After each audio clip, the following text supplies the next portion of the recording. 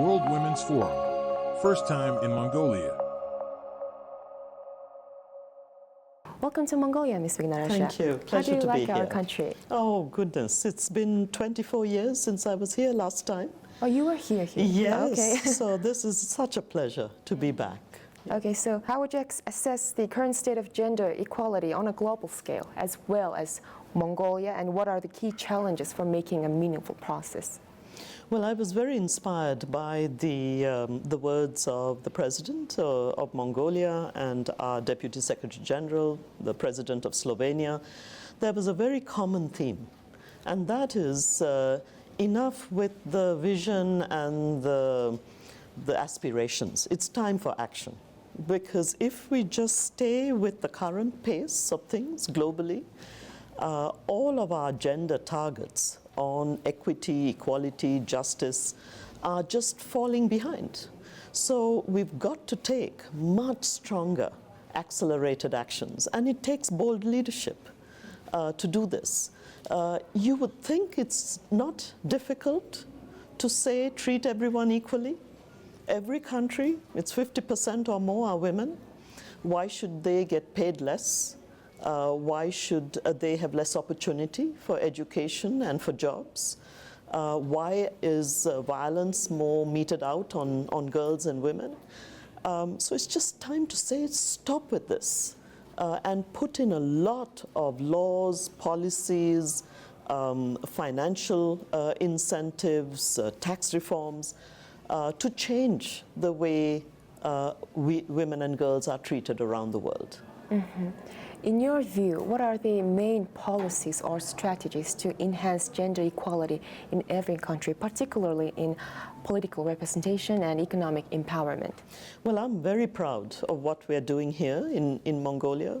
I think UNDP was very involved in making sure there was more political participation of women, and you can see the result in the national parliament with very strong women now representing their constituencies.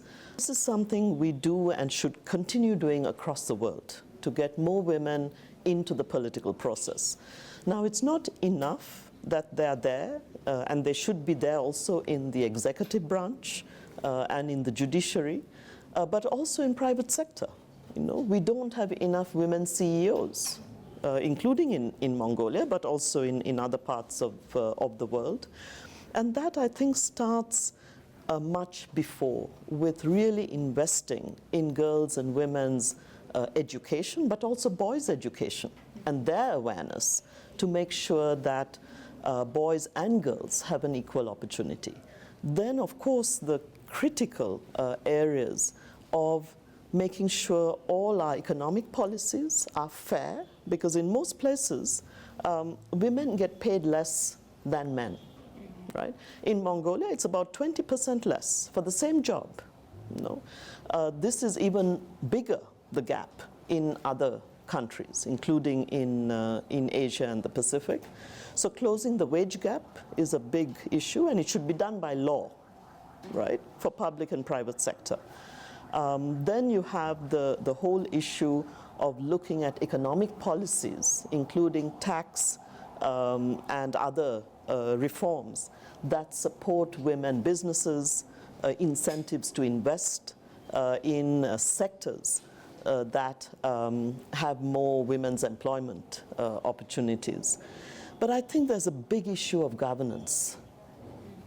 I think overall, it is countries that culturally and socially accept that some of the old norms, the traditions, are hurting girls and women, and just do everything from a very young age through the generational gap to change those norms and behaviors. I am tired of seeing or hearing that, oh, it's our culture, it's our tradition. My answer is, if your culture and your tradition hurts girls and women, it has to change. So let's protect the rich part of our culture and really change those parts of our traditions and cultures that are keeping girls and women down. That was a very empowering message. Thank you very much, and thank you for your time, Ms. Wignaraja. Not at all. Great to be here. World Women's Forum, first time in Mongolia.